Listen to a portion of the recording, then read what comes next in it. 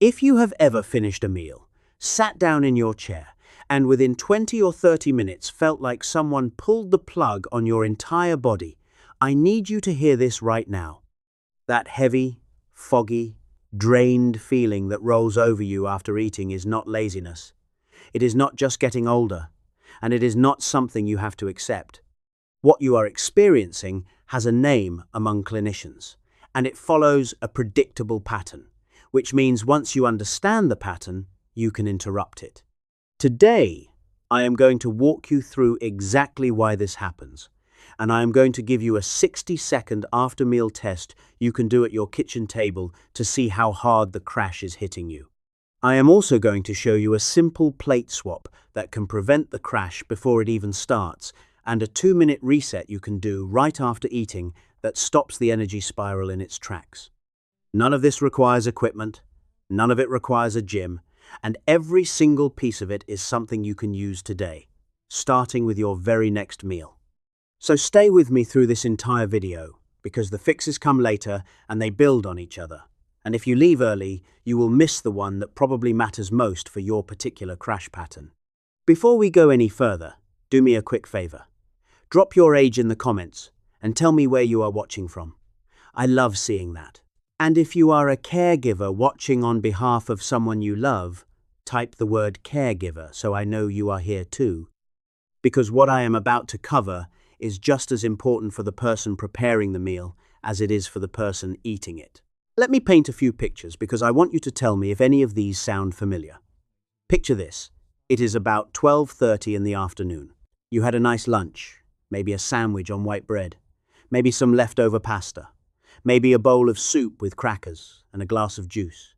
You walk over to the recliner to watch the news, and within 15 minutes, your eyelids are concrete. Your legs feel like they are filled with sand. You did not stay up late the night before. You slept fine. But right now, your body is telling you that you absolutely must close your eyes. So you do. You wake up an hour and a half later, groggy, stiff, and somehow more tired than before you fell asleep. Or maybe your version looks like this.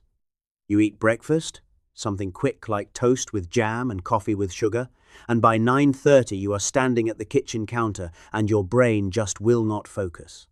You cannot remember why you walked into the room. There is a fog sitting right behind your eyes and your thoughts feel like they are moving through syrup. Or, here is another one that concerns me even more from a safety standpoint. You finish dinner, you push your chair back, you stand up, and for a few seconds your legs feel unreliable. There is a wobble, a heaviness, maybe a subtle wave of lightheadedness, and you reach for the back of the chair or the edge of the table because for just a moment you are not sure your legs are going to cooperate. That moment right there is where falls happen. That moment is what I want to help you avoid. Now, if any one of those scenes made you nod your head, you are not alone. Clinicians who work with older adults see this constantly, and the post-meal crash is one of the most under-discussed energy and safety problems in people over 60. Most people never bring it up with their doctor because they assume it is normal aging. It is common, yes, but that does not mean it is something you cannot change. And in a moment, I am going to explain the simple biology behind it in plain language so you can see exactly where the crash trap is set and how to sidestep it. Here is what is actually happening inside your body when you eat a meal, and I promise I will keep this brief and visual because you do not need a medical lecture, you need a mental picture. Think of your blood supply as a work crew. You have a limited number of workers, and they go wherever the biggest job is. When you eat, especially when you eat a large meal, your digestive system sends out an urgent request. It says, I need a lot of workers down here right now to break down this food. So your body redirects blood flow toward your gut. That is completely normal, and it happens to everyone at every age. But here is where it gets tricky after 60. Your body's ability to compensate for that blood flow shift is not as quick or as strong as it used to be. When blood pools in your digestive organs, there is less available for your brain and your muscles. Your brain notices immediately, and it tells you by making you foggy, sleepy, and slow. Your leg muscles notice too, and they tell you by feeling heavy, weak, or unsteady. Now layer on top of that what happens with blood sugar.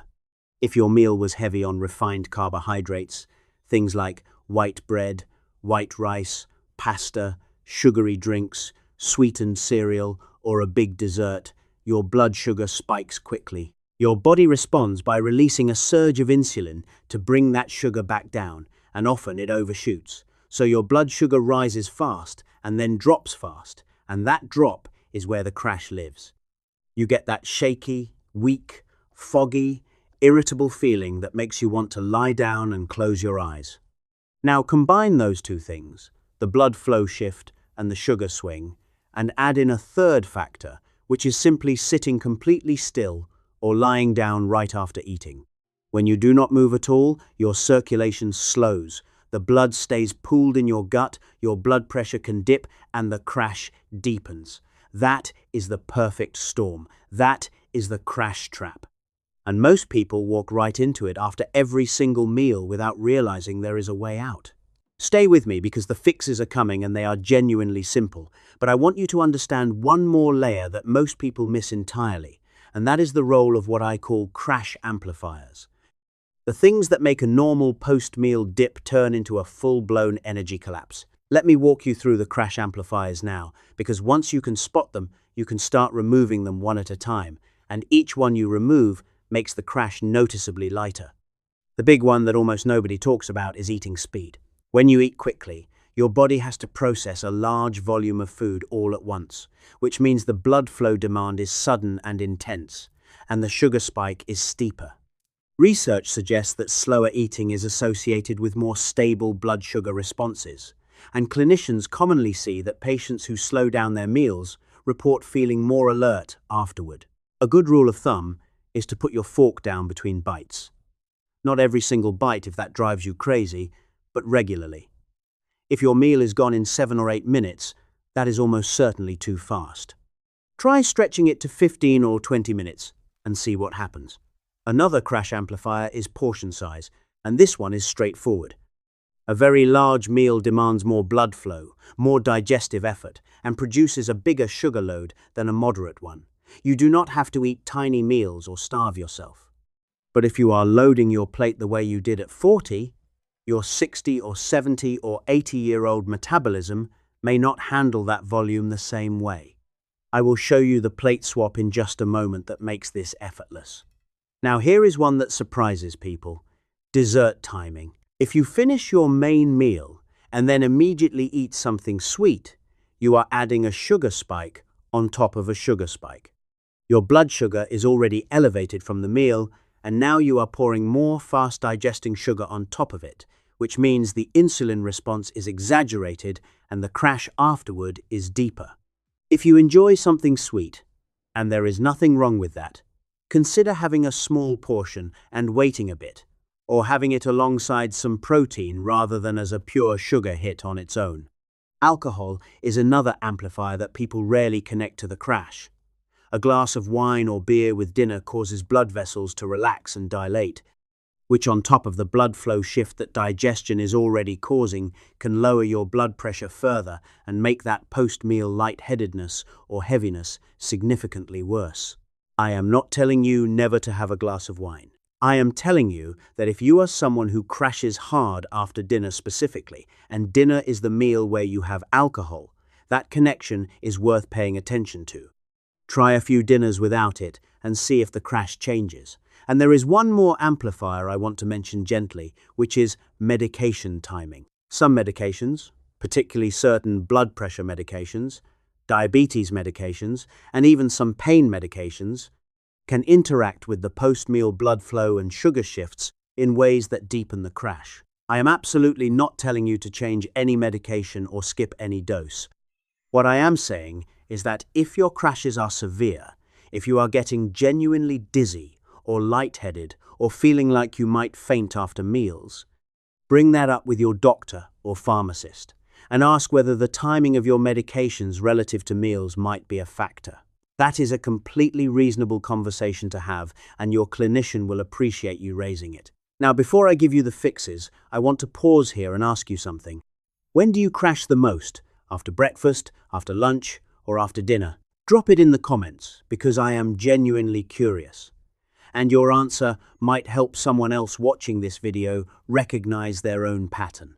Now let me deliver on the promises I made at the beginning, starting with the 60-second after meal test. This is not a medical test. It is not diagnostic. It is simply a way for you to become aware of how the crash is affecting you, because most people have been living with it so long they have stopped noticing the warning signs. Here is how you do it, and I want you to actually try this with me the next time you eat. After you finish your meal, stay seated for about a minute. During that minute, just notice. Do you feel sleepy? Do your legs feel heavy? Is there any fog in your thinking? Is there any shakiness in your hands or a subtle unsteadiness? Now, holding onto the table or the counter for support, stand up slowly. Do not rush this. Stand and pause. Notice whether you feel lightheaded, whether your legs feel reliable, whether there is a wave of fatigue hitting you. Then take a few slow steps, just 4 or 5, staying near something you can hold on to. And here is the part most people skip. Say a short sentence out loud. Something like, "Today is Tuesday and I feel fine." Can you say it clearly and easily, or does your brain feel like it is wading through mud just to find the words? That is your 60-second after meal test. You are checking 4 things: sleepiness, heaviness, lightheadedness, and brain fog. You are not scoring anything. You are not diagnosing anything. You are simply building awareness. If you do this after a few different meals over the course of a week, you will start to see a pattern. You will notice which meals hit you hardest and which ones leave you feeling relatively clear and steady. And that pattern is gold because it tells you exactly where your crash traps are hiding. Do this with me, truly. The next meal you eat today, do this 60-second check. It takes no effort and it will open your eyes. Now, let me give you the plate swap that prevents the crash. And this is the fix I think will make the single biggest difference for most of you watching. Picture your usual plate. If you are like many of the patients I have worked with over the years, that plate is probably dominated by starch. A big pile of rice, a large serving of pasta, a couple of slices of bread, a mound of mashed potatoes. The protein is there, but it is a supporting actor, and vegetables might be a small garnish on the side, almost an afterthought. The plate swap is simply rearranging the cast. You are going to make vegetables and protein the stars, and starch becomes the side.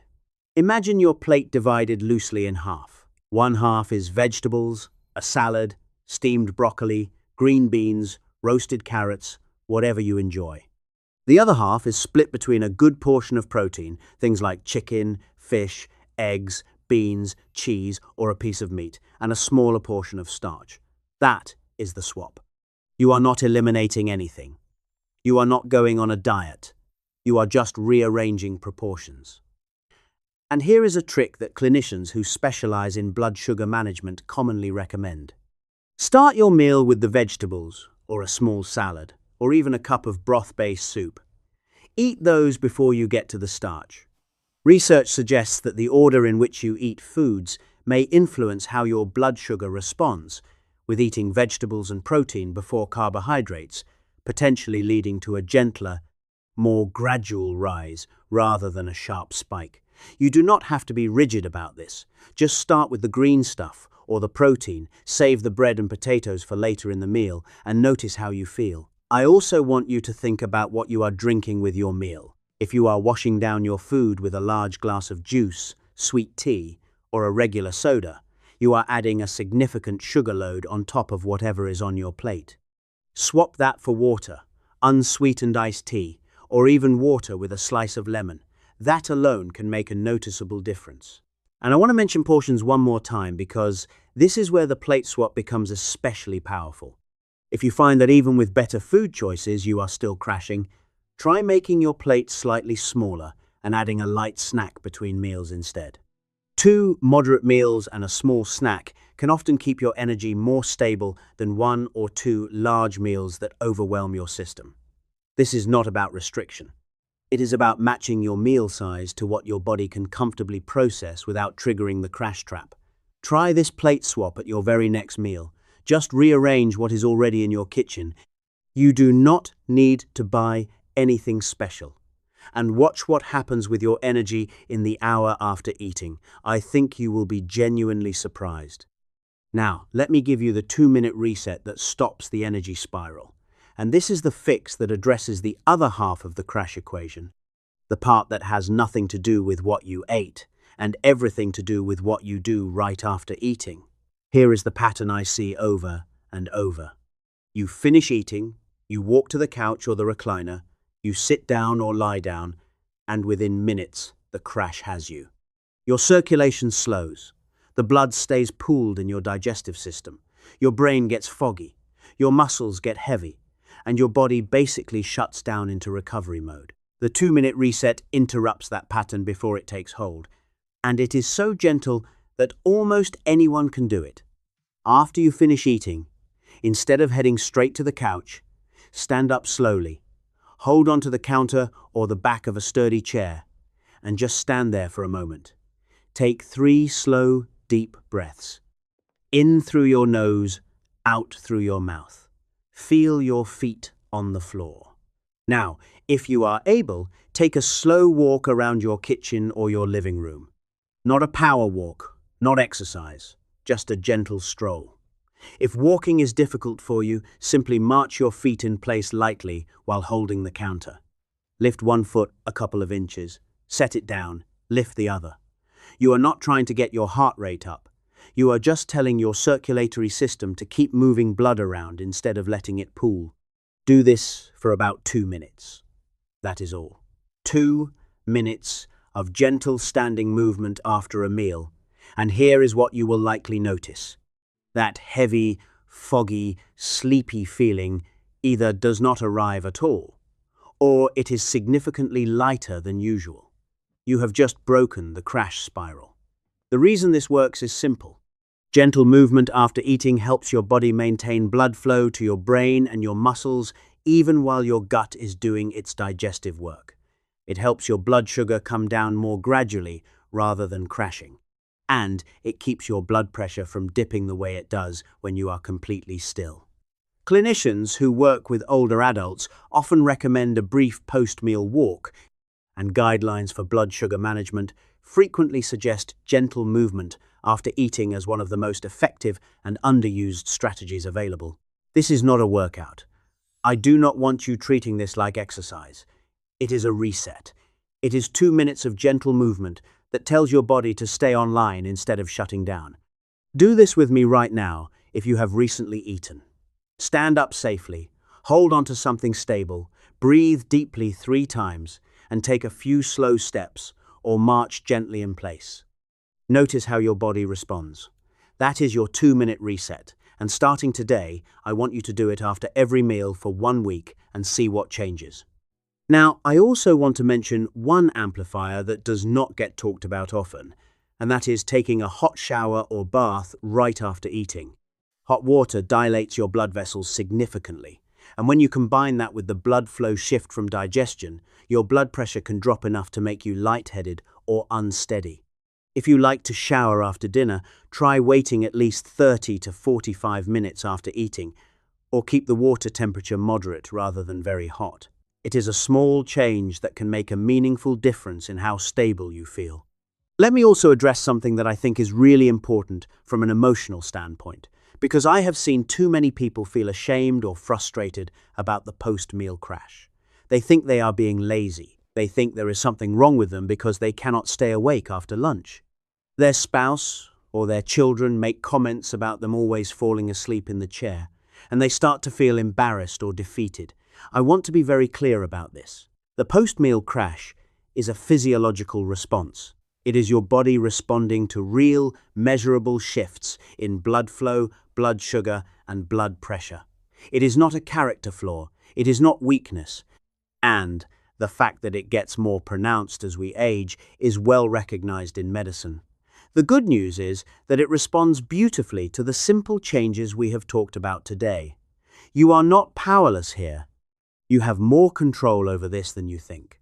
And if this video has helped you understand that, I would truly appreciate it if you would hit the like button and consider subscribing, because my goal with every video on this channel is to help people over 60 feel steadier, more energetic, and more independent in their daily lives. And your support helps this information reach more people who need it.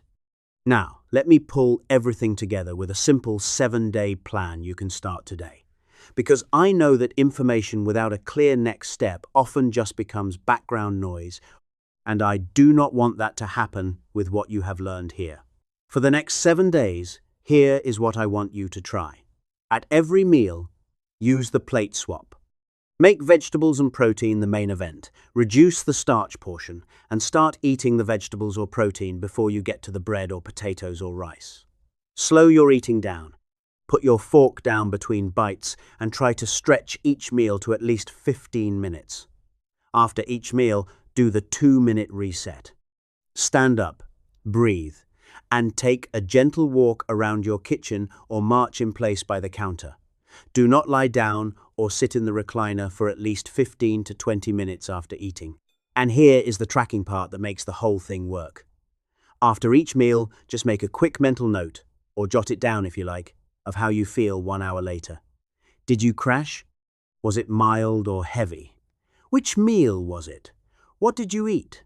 By the end of 7 days, you will have a clear picture of your personal crash pattern, and you will almost certainly notice that the meals where you used the plate swap and the reset felt dramatically different from the ones where you did not. If you want to take it a step further, try the 60-second after-meal test a few times during the week to build your awareness of the early warning signs. You will start catching the crash before it catches you. And if after trying this for a week you find that your crashes are still severe, if you are getting genuinely dizzy or lightheaded, if you feel faint, if you are a diabetic and your blood sugar seems unstable, please bring this up with your doctor. Bring your notes from the week. Tell them which meals trigger the worst crashes and what symptoms you experience. That gives your clinician real, actionable information to work with, and it makes the conversation much more productive than just saying, "I feel tired after eating." You deserve to feel alert, steady, and energized after meals. And with a few simple changes to what is on your plate, how fast you eat it, and what you do in the 2 minutes after your last bite, most people find that the crash either disappears or becomes so mild it no longer controls their afternoon. Try this for 1 week and come back and tell me what happened. Drop a comment and let me know which fix made the biggest difference for you. Thank you for spending this time with me today. Take care of yourself. Move gently after that next meal, and I will see you in the next video.